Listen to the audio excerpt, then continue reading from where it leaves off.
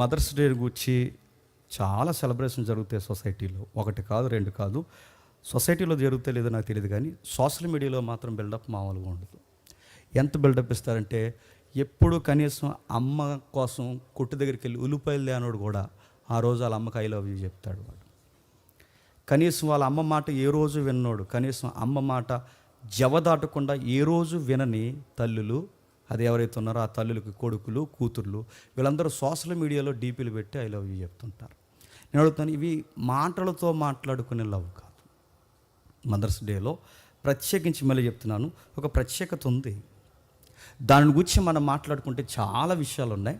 ఆ ఒక్కొక్క విషయాన్ని మనం మాట్లాడుకోవడానికి తగిన సమయం కాదు కనుక సుమారు ఒక సందర్భాన్ని మీతో నేను డిస్కషన్ చేసి నేను వాక్యంలోకి వెళ్ళిపోతాను. ఎలాగో మదర్స్ డే వచ్చింది కనుక నేను ఒక చిన్న విషయాన్ని మీతో పంచుకుని నేను వాక్యంలోనికి వెళ్తాను. నేను అడిగిన అన్న, నాకు ఒక బేబీ గర్ల్ పుట్టింది, మీ అందరికి తెలుసు.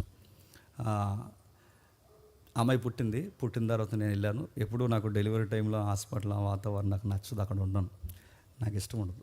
మ్యాక్సిమం ఎస్కేప్ అవుతాను అక్కడ నుండి. అలాగే అయ్యాను పని మీద. కానీ తర్వాత పుట్టారు, రమ్మన్నారు, వెళ్ళాను.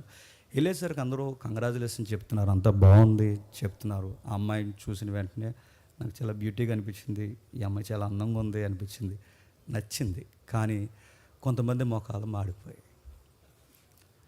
వాళ్ళు వచ్చి నాకు కంగ్రాచులేషన్ చెప్తున్నారు, కానీ వెనకాల ఒక స్లోగన్ చెప్తున్నారు, బాధపడకలే అంటే. మా అమ్మ వాయిస్ మారిపోయింది, మా అత్త చూత్తదలేవు ముఖం మారిపోయింది, మా చుట్టాల ముఖాలు మారిపోయాయి.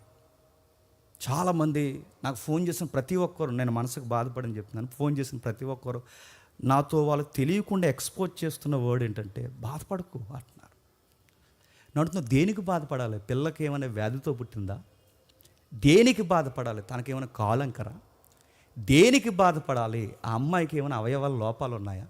దేనికి బాధపడాలంటే వెనకాల నిశ్శబ్దమైన పదం ఏంటి చెప్తున్నా, ఆ అమ్మాయి ఆడపిల్ల కనుక.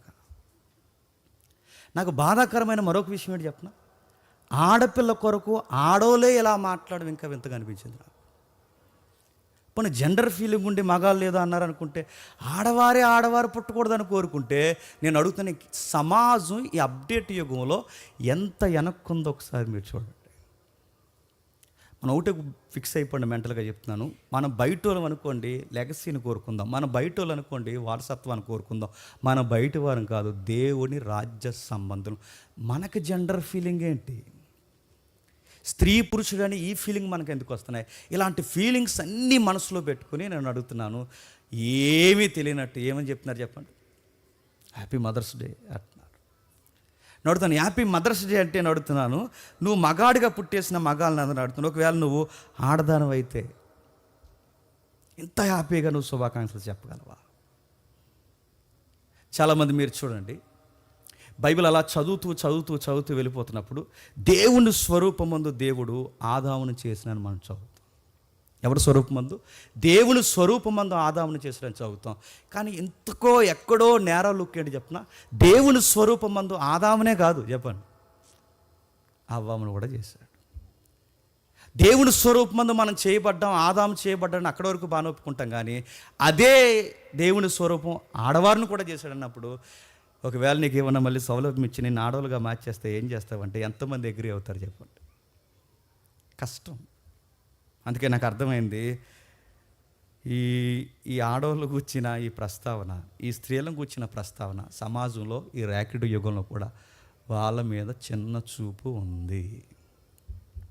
నిన్న ఒక మెడికల్ షాప్ ఓపెనింగ్కి వెళ్ళాను. అక్కడికి యంగ్ హోలీ జాన్ వెస్లీ గారు, వాళ్ళ వైఫ్ బ్లెస్సీ గారు వచ్చారు. వాళ్ళు ఇరువురు వచ్చినప్పుడు, బ్రదరు ఏదైనా వర్క్ చూసుకొచ్చారు, ఏదో డిస్కషన్ జరిగినప్పుడు, జస్ట్ ఇప్పుడే హాస్పిటల్ నుండి వచ్చానమ్మా, నాకు రెండోసారి పాప పుట్టింది అనగానే ఆవిడ, వెరీ గుడ్ బ్రదర్, కంగ్రాచులేషన్స్ అన్నారు. అప్పుడు నేను అన్నాను, థ్యాంక్ యూ సిస్టర్. అయితే ఒక మాట, నేను కూడా బ్రదర్ టీంలోకి జాయిన్ అయిపోయాను అన్నాను. ఎందుకంటే వాళ్ళకి ముగ్గురు ఆడాలి కదా. నేను కూడా బ్రదర్ టీంలో జాయిన్ అయిపోతానంటే అప్పుడు ఆ బ్రదర్ గారు ఏమన్నారంటే, అలా ఎలా కుదురుద్ది, ఇంకొకరు ఉన్నారు అన్నాడు. కానీ నవ్వుతూ వెనకాల ఒక మాట అన్నారు, బ్రదర్ ఒక విషయం చెప్తున్నాడు, నెక్స్ట్ జనరేషన్ ఏదన్నా ఉంది అంటే అది స్త్రీలదే అని. స్త్రీలు పుట్టారని అలాగే పొగేయట్లేదు, కానీ మొత్తం మీద చెప్తున్నాను జరిగిన సందర్భాలు. ఏది ఏమైనా నాకు ఏ బిడ్డ పుట్టినా నాకు ఆనందమే. మళ్ళీ చెప్తున్నాను, ఏ బిడ్డ పుట్టినా తాతయ్య అందరిలో ఫీలింగ్ ఏంటంటే ఆ జేమ్స్ అనేవాడు ఇంకొకడు ఉంటే బాగుంటుంది అని. అది గాడ్స్ గ్రే. అది ఎప్పుడు జరుగుతుందో తెలియదు, ఎలా జరుగుతుందో తెలియదు. ఏదేమైనా కానీ ప్రేయర్ చేయండి. జరిగిన విషయాని కోసం, నా బిడ్డ కోసం మాత్రం మీరు ఎప్పుడు మళ్ళీ చెప్తున్నాను, నా ముందు అయ్యో అని అనకండి. నాకు ఆ పాప నాలుగు చూసినప్పుడు అండి, వీళ్ళందరూ నాకు జాలి చూపిస్తున్నారు కదా. ఆ అమ్మాయి ఉయ్యాల్లో ఉంది కాబట్టి సరిపోయిందండి. ఆ అమ్మాయికి పెద్ద పిల్ల అయిపోయింది అనుకోండి, ఈ మాటలన్నీ ఆ పిల్లకి వినబడితే ఏమనిపిస్తుందండి? ఇప్పుడు ఆ పాప ఉయ్యాల్లో ఉంది. నన్ను ఇంతమంది సొసైటీలో ఇష్టపడలేదా నేను పుట్టినందుకు అనుకుంటే, ఆ చిన్న హృదయం ఏమనుకుంటే చెప్పండి.